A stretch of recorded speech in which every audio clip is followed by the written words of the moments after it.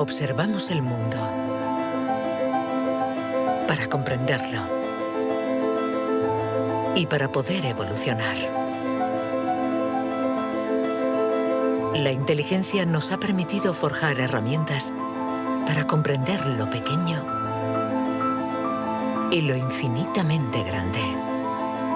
Desde hace más de un siglo, psicólogos, biólogos, genetistas y neurocientíficos la diseccionan, la analizan y la miden. Hemos inventado los ordenadores y caminado sobre la Luna. Pero contrariamente a lo que podríamos creer, nuestra inteligencia individual no ha aumentado. Hoy en día, la ciencia explora las diferentes facetas de nuestra inteligencia. Pero, ¿saben en realidad los científicos qué es la inteligencia?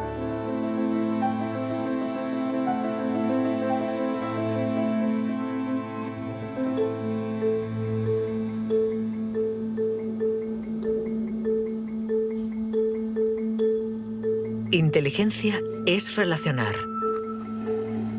Unir elementos diferentes para hallar soluciones. Para entenderla, hay que conseguir dividirla y aislar todos sus componentes. Los investigadores estudian sus diferentes facetas.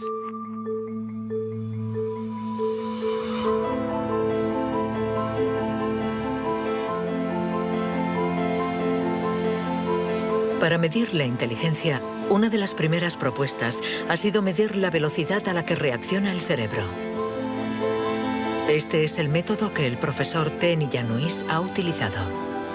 Él ha comparado nuestro tiempo de reacción con el de nuestros ancestros. Y los resultados de su estudio no nos favorecen.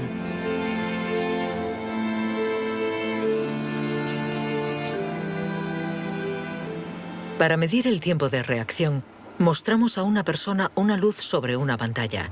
Y esta, pulsando un botón lo más rápido posible, debe decir si la luz aparece a la derecha o a la izquierda. No es un acto reflejo, sino una información simple que nuestro cerebro debe procesar. Estos estudios sobre el tiempo de reacción son muy antiguos. Muchos de ellos los llevó a cabo Francis Galton, primo de Charles Darwin, entre 1860 y 1880 en Gran Bretaña. Galton hizo pruebas a muchos miles de personas representativas de la población de la época. La gente tenía entonces un tiempo de reacción muy rápido. Nosotros hemos buscado estudios comparables que hubieran sido hechos durante los últimos 120 años y hemos encontrado unos 15. Al compararlos, hemos podido comprobar que durante los últimos 150 años la gente se ha hecho cada vez más y más lenta. Para el profesor Ten Yanuis, inteligencia es velocidad. Y nuestro cerebro invierte como media 50 milisegundos más que el de nuestros bisabuelos a la hora de procesar una información simple. 50 milisegundos más puede sonar como un algo ridículamente breve.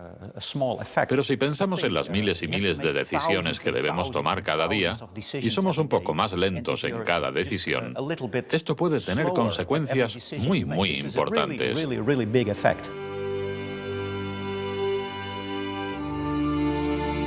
El profesor Ten Yanuis está convencido de que somos menos inteligentes que en el siglo XIX.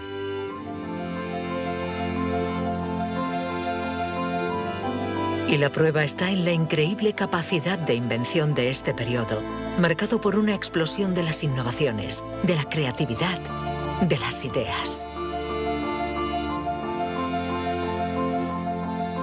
En el siglo XIX hubo muchas innovaciones fantásticas. Hay estudios que muestran que el número de inventos por habitante era 4 veces mayor que hoy en día.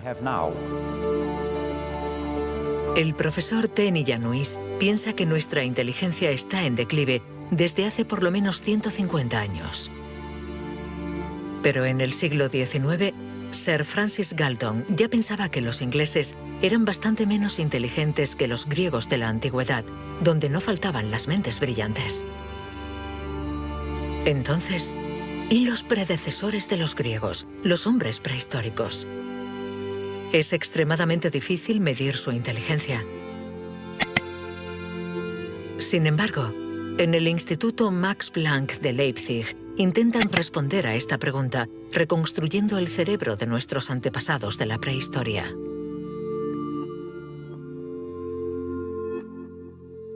La paleoneurología es una ciencia muy frustrante, porque su objeto de estudio es casi inexistente. No hay cerebros fósiles. Lo que sí tenemos es la caja que contenía este cerebro.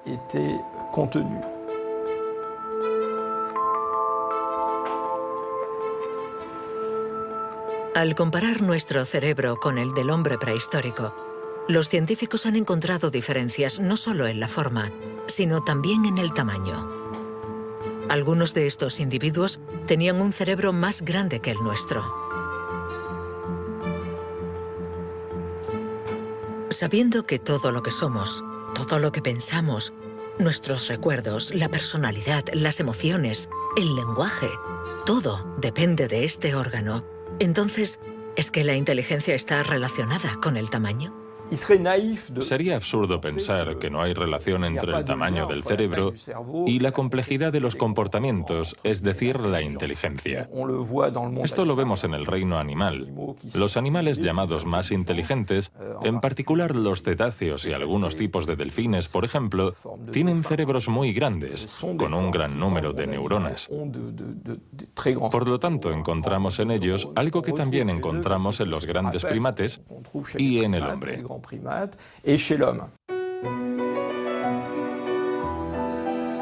La evolución hizo crecer el tamaño de nuestro cerebro durante 2 millones de años, hasta alcanzar su máximo hace unos 15.000 años. El hombre de Cro-Magnon, que pintó en la cueva de Lascaux hace unos 17.000 años, era un Homo sapiens como nosotros. Pero de todos los Homo sapiens, este era el que tenía el cerebro más grande. El tamaño de nuestro cerebro ha disminuido en comparación con el de este antepasado. Y según algunos investigadores, somos menos inteligentes que él. Pero esta teoría no es compartida por todos.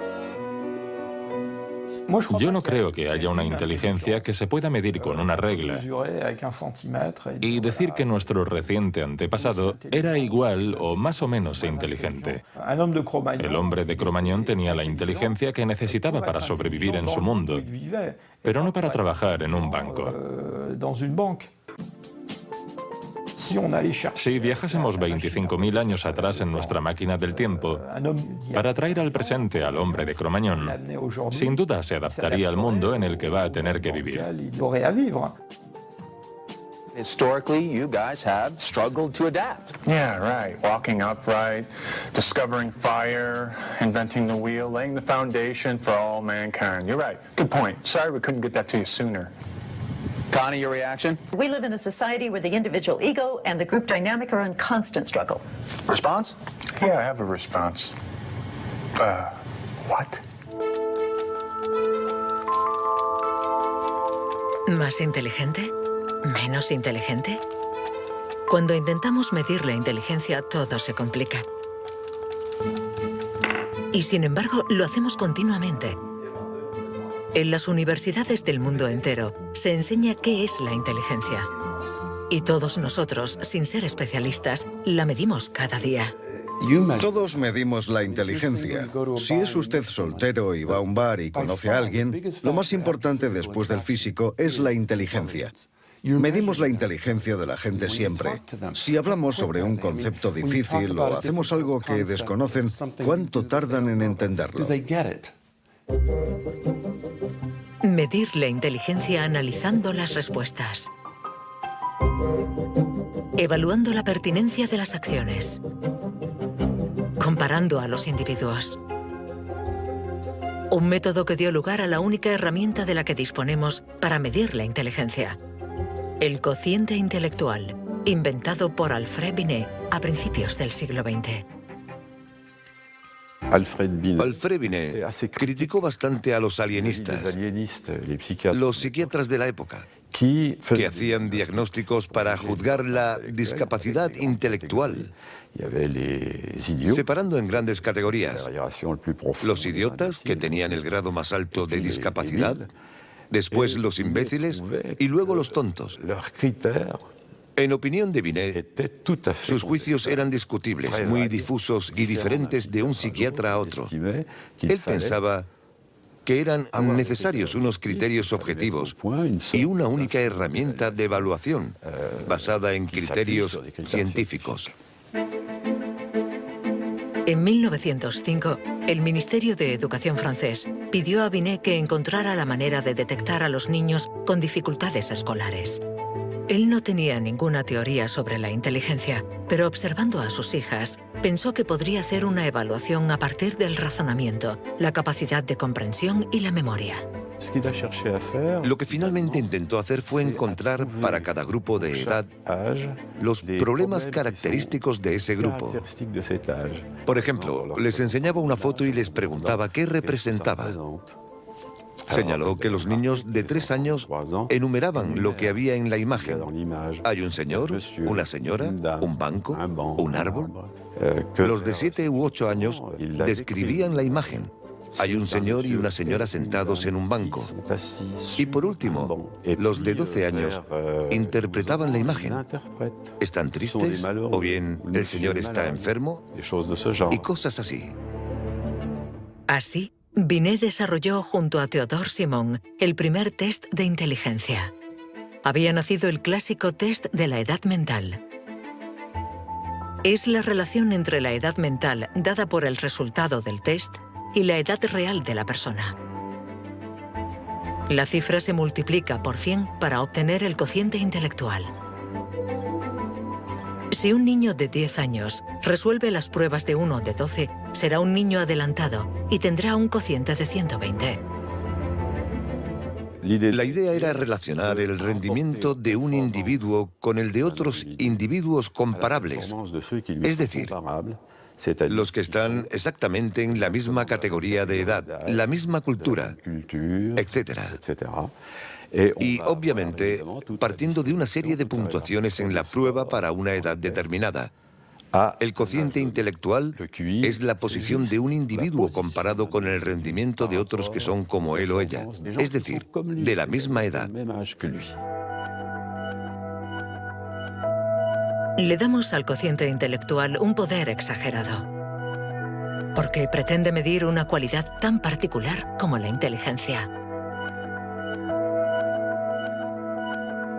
Es difícil resistirse a la tentación de medirse, de compararse. Lo que sí es un poco ridículo es lo que nos encontramos actualmente en Internet, como las páginas web que calculan nuestro cociente intelectual.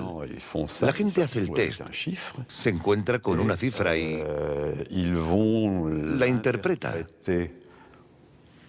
Y si, por ejemplo, esta cifra no es buena, pensamos que no somos inteligentes.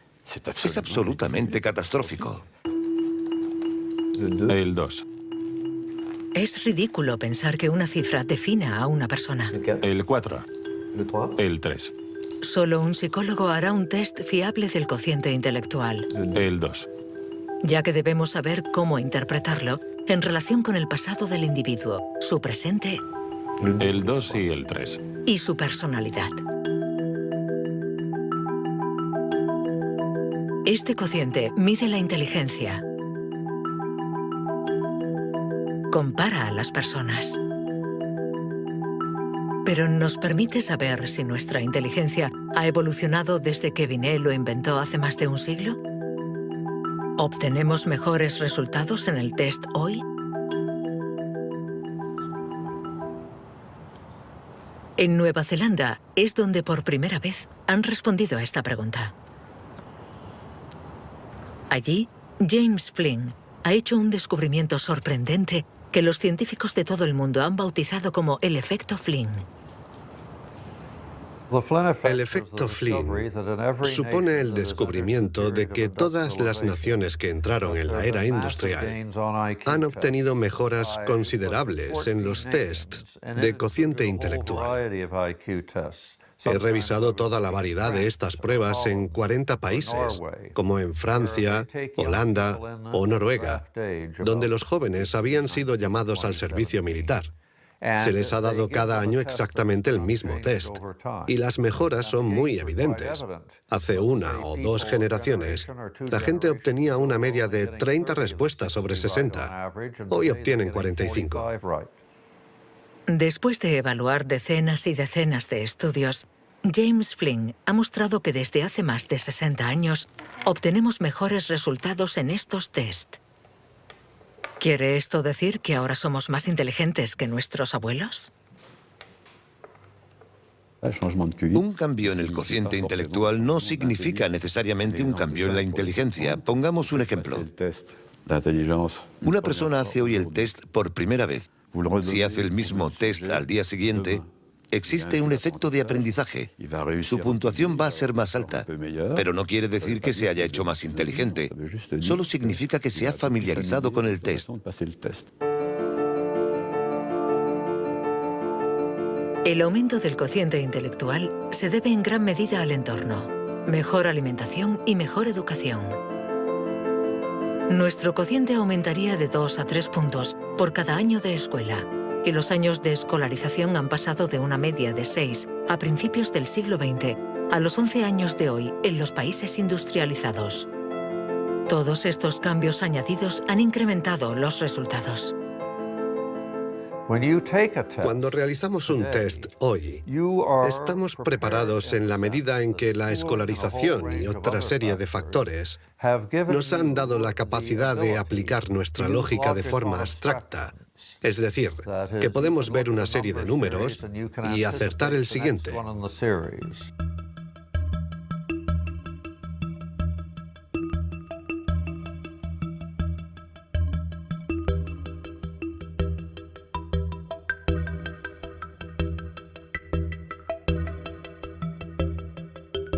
En cuanto a la inteligencia, no hay que fiarse de las apariencias. Tener mejores resultados en estos test no implica que seamos más inteligentes. Se trata solamente de que estamos mejor preparados para pasar el test. Nuestra inteligencia es como un músculo que entrenamos para obtener de él todo su potencial, y con el entrenamiento podemos alcanzar nuestros límites. Las cifras lo demuestran. Tras decenios de mejora, los resultados de los test han llegado al tope. Incluso están empeorando en países como Inglaterra, Dinamarca o Noruega. El aumento del cociente intelectual es un fenómeno que ha durado un siglo, pero todos los países terminarán por llegar al tope de este incremento. Sospecho que la educación formal ha abusado de la capacidad de manipular los conceptos abstractos y, a menos que se produzca una revolución de la pedagogía, los beneficios que ha producido la escuela van a tocar techo, ya que hoy en día casi todo el mundo está escolarizado.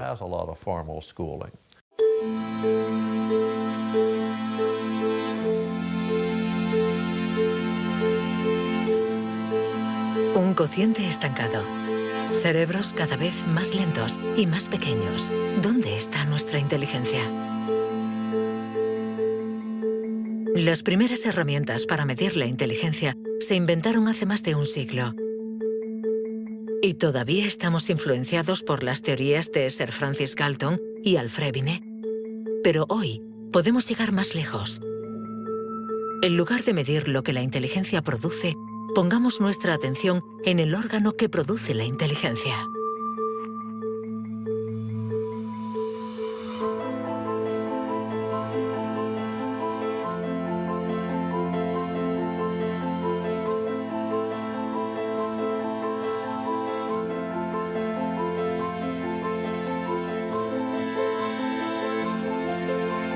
Richard Heyer es psicólogo y neurocientífico en la Universidad Irving de California. Desde hace más de 30 años, intenta averiguar cómo es un cerebro inteligente. Gracias a los progresos de los instrumentos de observación, Heyer y su colega, el profesor Rex Jung, investigan en qué lugar del cerebro se aloja la inteligencia. Veamos el cerebro de Richard Hayer. Vemos un bonito cerebro. El doctor Hayer es una persona brillante e inteligente y vemos todas las regiones que sustentan su inteligencia.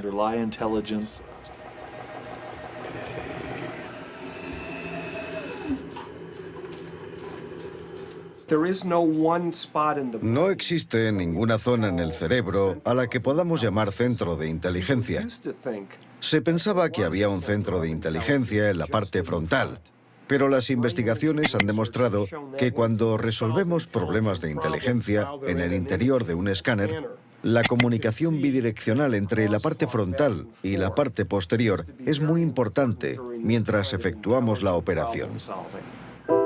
El profesor Hayer es uno de los pioneros en la utilización de modernas técnicas de neuroimagen. Su primer estudio data de 1988. Hasta entonces, nadie había utilizado estas herramientas para investigar la inteligencia. Hemos encontrado áreas del cerebro que se activan cuando hacemos un test de inteligencia. Pero lo más sorprendente ha sido que cuanto más activas estaban estas áreas, menos buenos eran los resultados de dichas pruebas.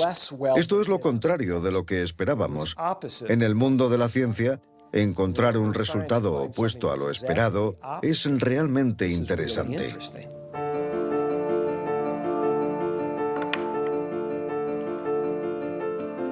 Un cerebro inteligente no es un cerebro que funciona más, sino todo lo contrario. Es un cerebro que funciona menos. Esto es lo que llamamos neuroeficacia. Ser inteligente consiste en resolver un problema con el mínimo esfuerzo.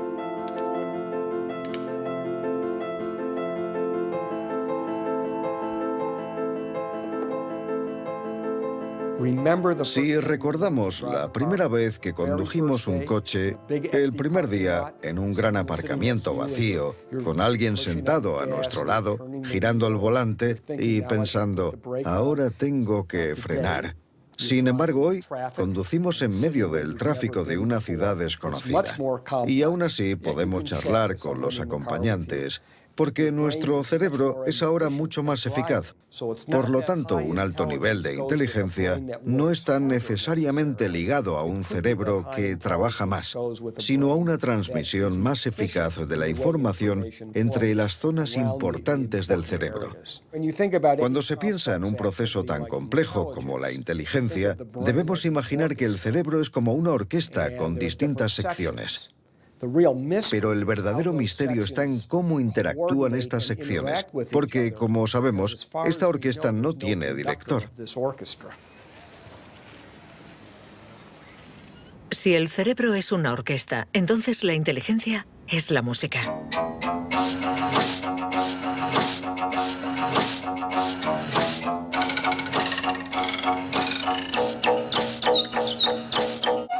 Cuando empezamos a interpretar la partitura, nunca sabemos cómo van a tocar juntos los músicos.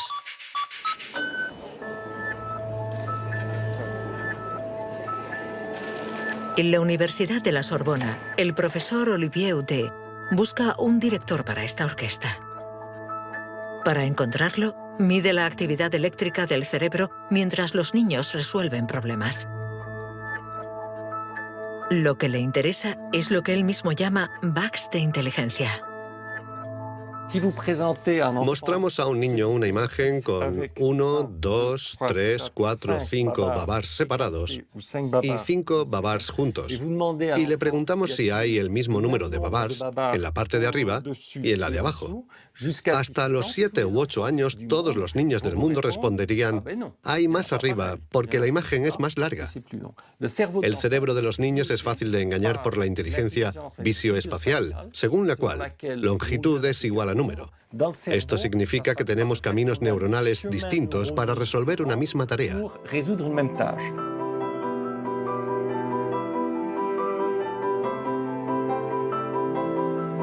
Contar o medir. Hay muchas soluciones para un mismo problema, y nuestro cerebro está continuamente luchando para inhibir las estrategias negativas. Lo que queremos mostrar, y esta es la originalidad de nuestro laboratorio, es que la inhibición es sin duda el proceso clave y positivo de la inteligencia, porque nos permite resistirnos a nosotros mismos. Resistirnos a nosotros mismos es aprender a controlar las interferencias que perturban a nuestra inteligencia. El test de Stroop es uno de los métodos de observación de estas interferencias. Consiste en decir el color de una palabra sin leerla. Azul, amarillo, Rojo, amarillo, verde. ¿Rojo, verde? ¿Verde? ¿Rojo? verde, amarillo, Amarillo, rojo. amarillo, amarillo, rojo. ¿Amarillo? ¿Rojo? Amarillo, amarillo. Rojo, verde, ¿Rojo? ¿Amarillo? ¿Azul? ¿Verde?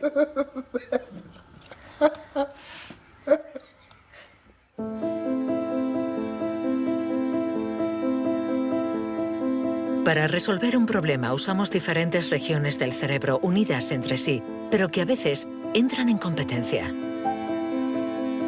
Pero ¿cómo se comunican las diferentes regiones? Este tema le interesa al profesor Douglas Fields, del Instituto Nacional de la Salud de Washington. El cerebro está hecho de dos clases de tejidos, materia blanca y materia gris. Todos hemos oído hablar de la materia gris, que es donde se encuentran las neuronas, en la superficie del cerebro. Pero debajo hay miles de conexiones, de cables, de axones que conectan las neuronas formando circuitos. Y es de color blanco porque estos axones están aislados por una membrana celular llamada mielina.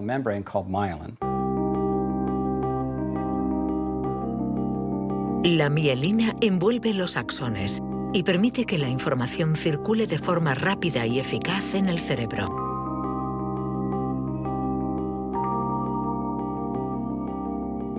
Cuando nace un niño, su cerebro no está maduro. Sus funciones son mínimas. Un bebé no puede hacer casi nada. No puede alimentarse, su visión es muy limitada, no puede andar ni sujetar su cabeza.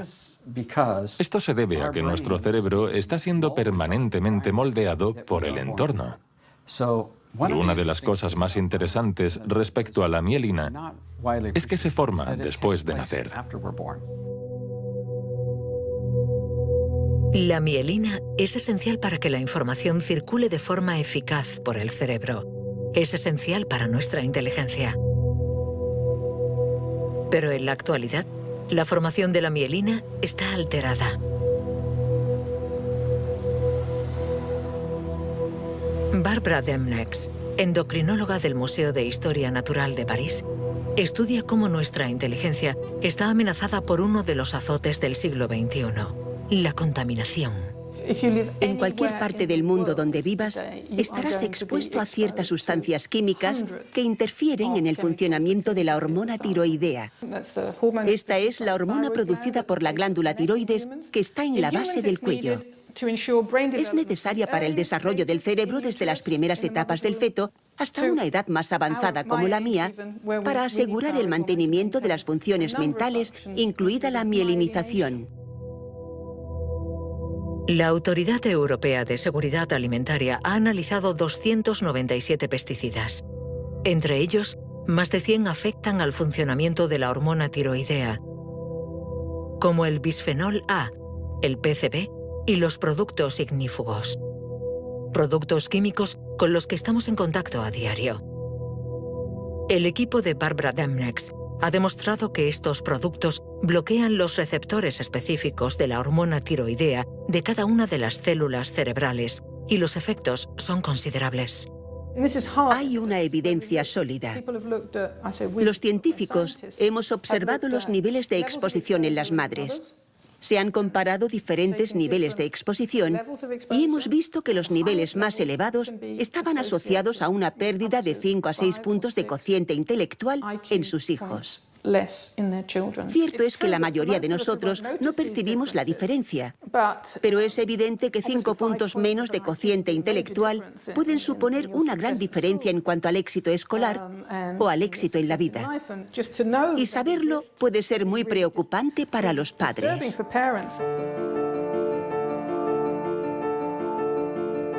Nuestra inteligencia nos ha permitido crear un mundo complejo, pero a costa de degradar el medio ambiente. Y podríamos estar pagando el precio si esta degradación afecta a nuestro cerebro, actuando, por ejemplo, sobre la mielina. Pero si este fenómeno se confirma, ¿qué haremos? Durante más de un siglo, hemos pensado que los procesos mentales se debían solo a la actividad eléctrica de las neuronas. Pero hoy, los neurólogos han comenzado a explorar nuevos campos. Tan solo el 15% de las células del cerebro son neuronas. El resto, el 85%, no se comunican mediante impulsos eléctricos. Las llamamos glía. Nuevos métodos nos han permitido ver, para nuestra sorpresa, que las células gliales se comunican entre ellas y con las neuronas sin electricidad. Esto es un punto de partida fascinante, porque supone un cambio fundamental de conceptos respecto al funcionamiento del cerebro a nivel celular.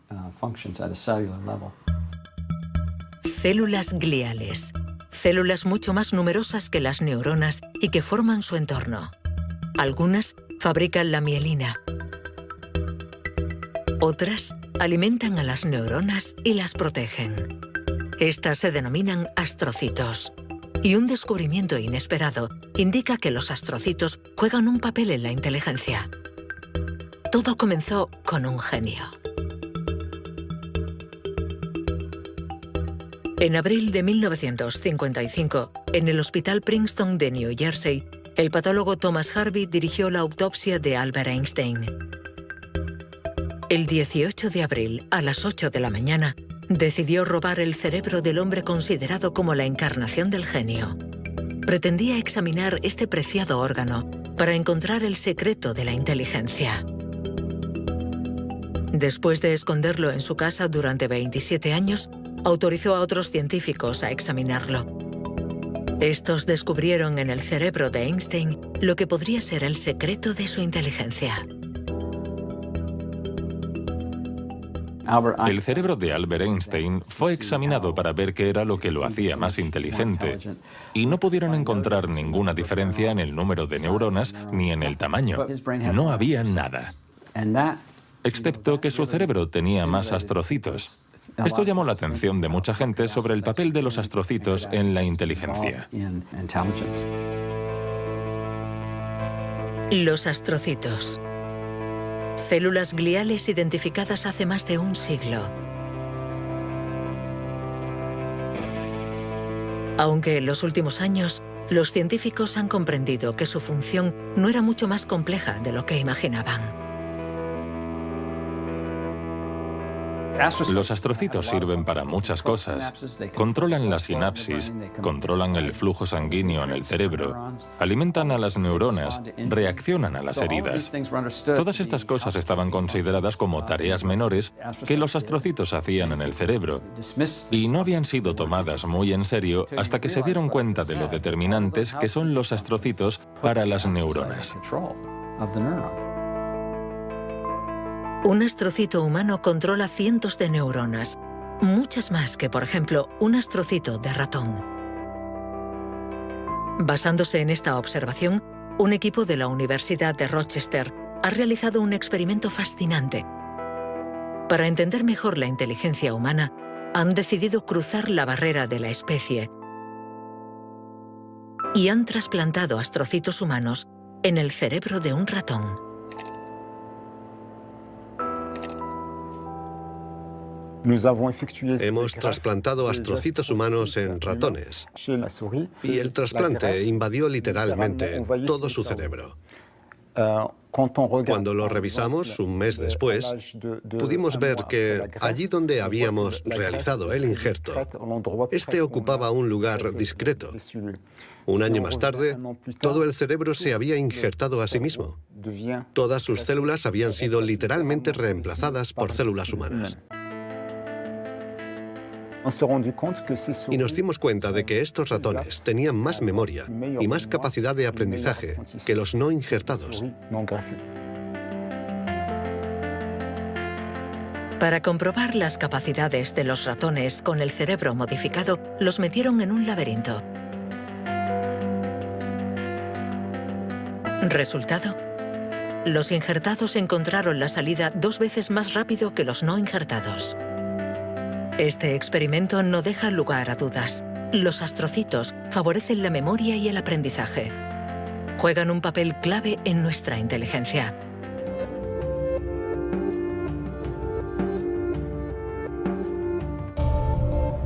La inteligencia se refleja en el funcionamiento del cerebro. Pero ¿cómo se explica la diferencia entre las inteligencias de nuestros colegas, amigos o padres?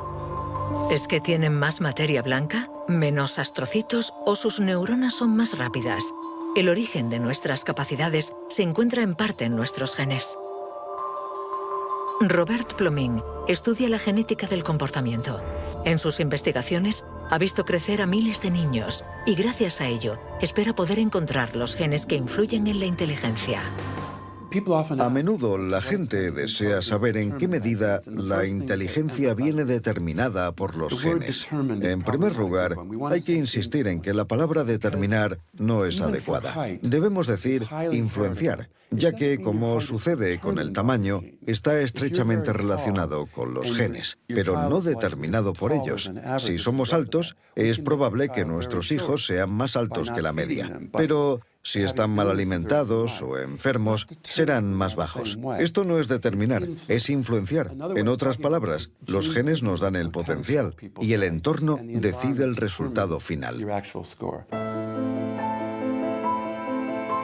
Para entender las relaciones complejas entre genes e inteligencia, Robert Plomin ha realizado miles de test en gemelos. Los gemelos idénticos tienen la particularidad de ser clones, tienen exactamente los mismos genes. Son completamente idénticos. Mismo pelo, mismos ojos, pero ¿tienen los mismos resultados en los test de inteligencia? La respuesta es sí. Sus resultados se parecen mucho más que los de otros hermanos.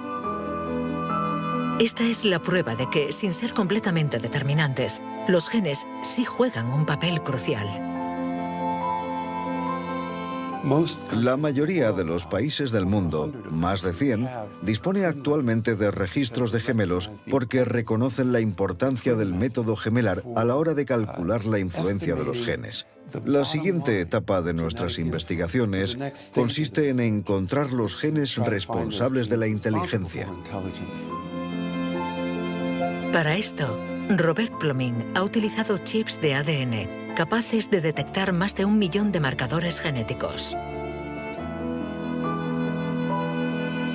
Comparando el ADN de los que tenían buenos resultados en los test, Plomin quería saber si ciertos genes se dan con más frecuencia. Pero la identificación precisa de estos genes es mucho más complicada de lo que esperaba.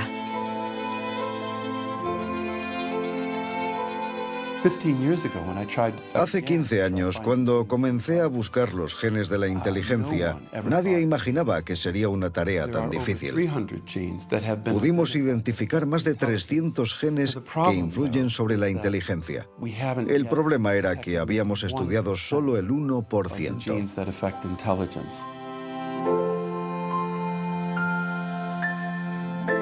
La inteligencia está influenciada por la interacción de muchos miles de genes que conforman una red increíblemente compleja. Además, producen efectos distintos en función de la región del cerebro donde actúen. Antes pensábamos que el cerebro funcionaba por áreas.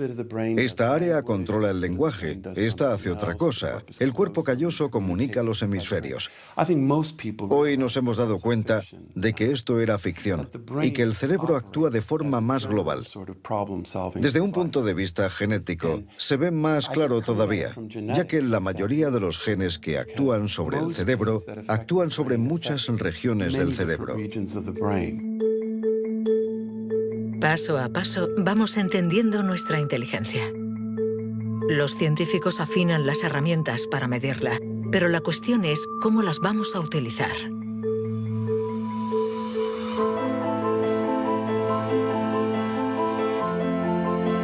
La inteligencia es lo que mejor predice nuestro nivel de estudios o nuestro empleo. Por lo tanto, hablar de la inteligencia es delicado, ya que tendemos a valorar, clasificar y jerarquizar con el riesgo a equivocarnos que conlleva. El error de razonamiento está en considerar que la inteligencia puede ser esencialmente hereditaria. Y esto nos ha llevado a divagaciones, en mi opinión, total y absolutamente ridículas. Por ejemplo, en 1924, creo, se votó en Estados Unidos una ley que restringía la inmigración mediante cupos, porque en los test daban resultados menos buenos. Y se suponía que los inmigrantes eran hereditariamente menos inteligentes. Se limitó, pues, su entrada al país para evitar un descenso en la media. Como sabemos, entraban por la isla de Ellis, frente a Nueva York, donde muchos de ellos eran devueltos, sobre todo aquellos que se anticiparon al auge del nazismo. Pienso especialmente en los judíos de Europa del Este que fueron expulsados por razones absolutamente estúpidas. Durante mucho tiempo, creímos que nuestro origen era determinante y que nuestra herencia controlaba nuestras vidas. Después, por suerte, la ciencia ha abandonado esta visión determinista. Pero la inteligencia es algo especial. Un tema tan sensible que los pasos en falso han marcado su historia. William Shockley, físico visionario y premio Nobel por su descubrimiento del transistor, resultó menos brillante en sus estudios sobre la inteligencia. Dr. Shockley, if you could answer it yes or no, I would appreciate it. Do you believe that black people are inferior in intelligence because of their heredity?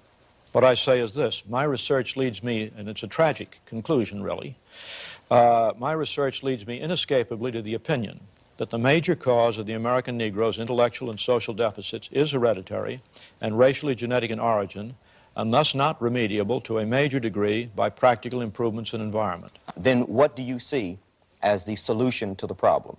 I would propose that you would offer a bonus to everyone to be sterilized. The offer is based upon the best estimates, best scientific estimates that one can have of any genetically carried disabilities. 1974, prácticamente ayer, una época nada lejana. Algunos utilizaban el cociente intelectual para justificar su racismo y excluir lo diferente. Joseph Skobanek sufre el síndrome de Asperger, una forma de autismo compatible con un cociente elevado.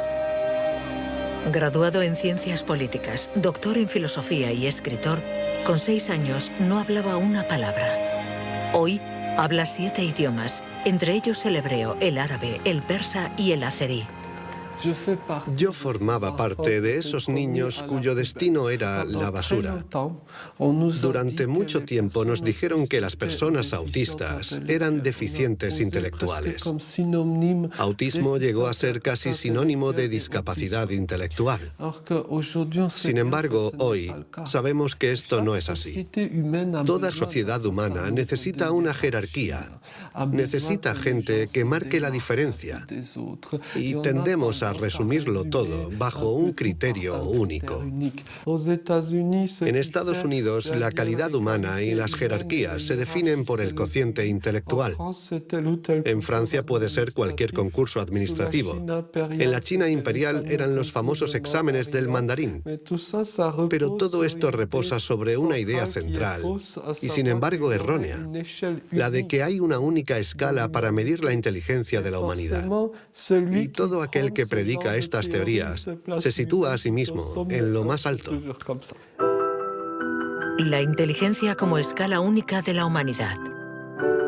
¿Pero se puede definir lo humano desde una sola dimensión?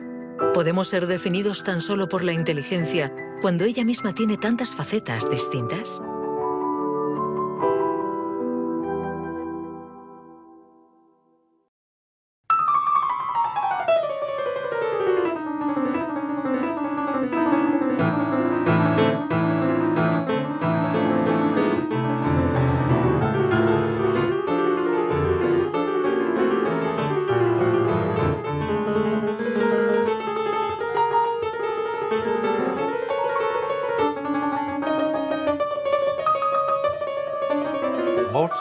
Nos han dicho siempre que Mozart podía tener en la mente una sinfonía entera. Cuando escuchamos una sinfonía, debemos seguirla a medida que se desarrolla en el tiempo. Sin embargo, él la veía en su totalidad. Viene a ser la clase de complejidad mental de un matemático cuando tiene en mente 7 u 8 fórmulas y conoce todas las conexiones posibles entre ellas. Pero siempre podemos argumentar. ¿La inteligencia musical es inteligencia? No importa. Lo que importa es que existe y que aquellos que la poseen no tienen necesariamente un cociente intelectual elevado.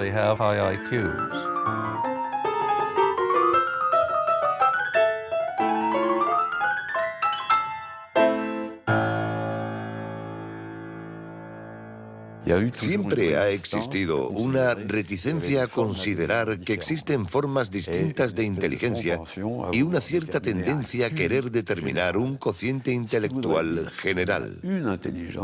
Una única escala de inteligencia donde podemos situarnos por encima o por debajo.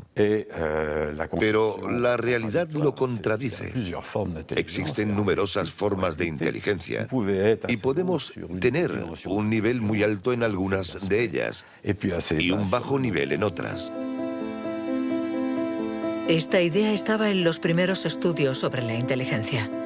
Hoy, los científicos ya han aceptado que sea cual sea el método utilizado, no van a conseguir medir la inteligencia con una escala única.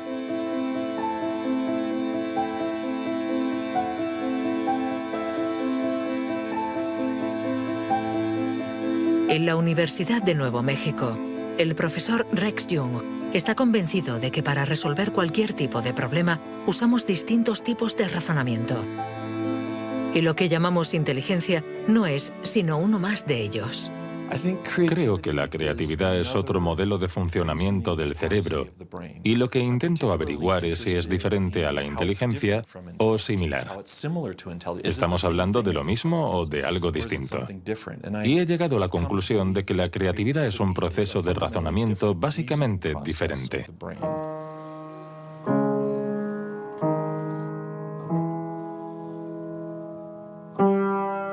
Leer una partitura es ser inteligente utilizando nuestros conocimientos.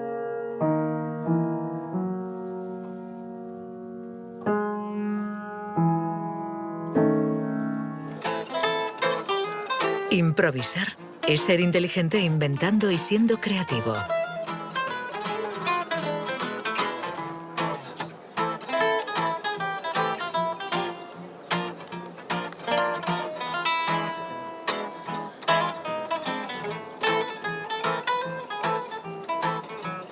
Un músico puede ser a la vez inteligente y creativo, un sujeto de estudio ideal.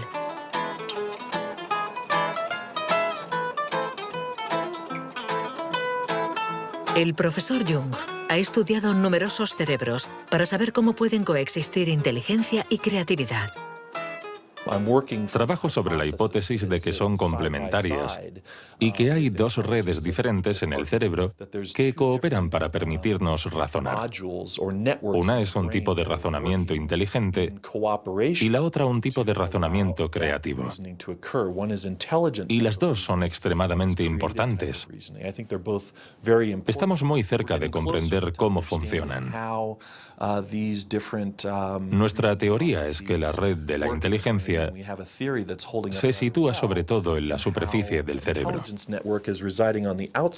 Con la creatividad las cosas son diferentes, porque depende principalmente de la llamada red de modo por defecto, situada en el interior del cerebro.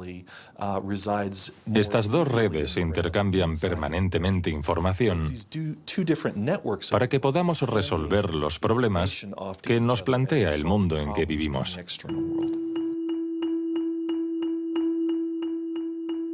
Todos hemos experimentado esa sensación de una idea que surge de no se sabe dónde con la fuerza de la evidencia.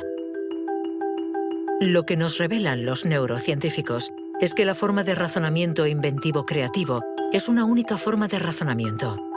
¿Podemos ser inteligentes sin ser creativos? ¿O creativos sin ser inteligentes? ¿Esta cuestión tiene sentido? Para evolucionar de forma inteligente, ¿no necesitamos todos los recursos de nuestra mente? No podemos ser creativos, por ejemplo, en física, si solo tenemos formación en física.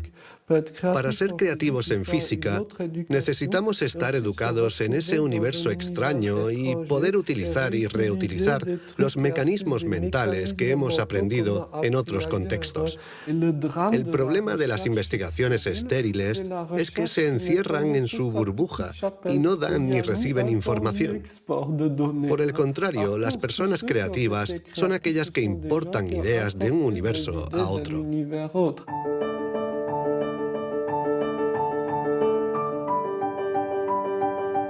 Los hilos se tejen.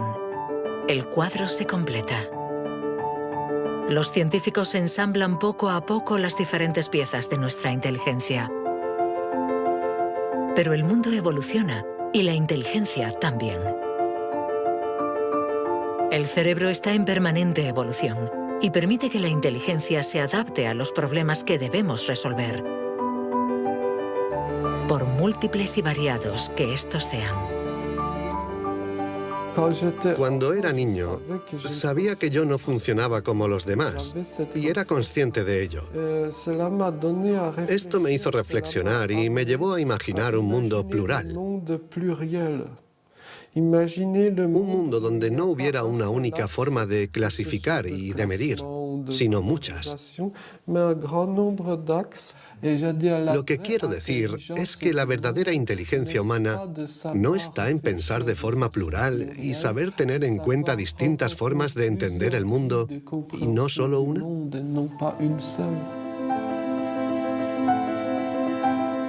El papel de la ciencia no debe ser el de decir si somos más o menos inteligentes que nuestros vecinos o que nuestros antepasados, sino el de ayudarnos a entender cómo funciona nuestro cerebro. Así, sabremos cuidar nuestra inteligencia y también mejorarla para tejer hilos de unión entre nosotros y la diversidad que nos rodea.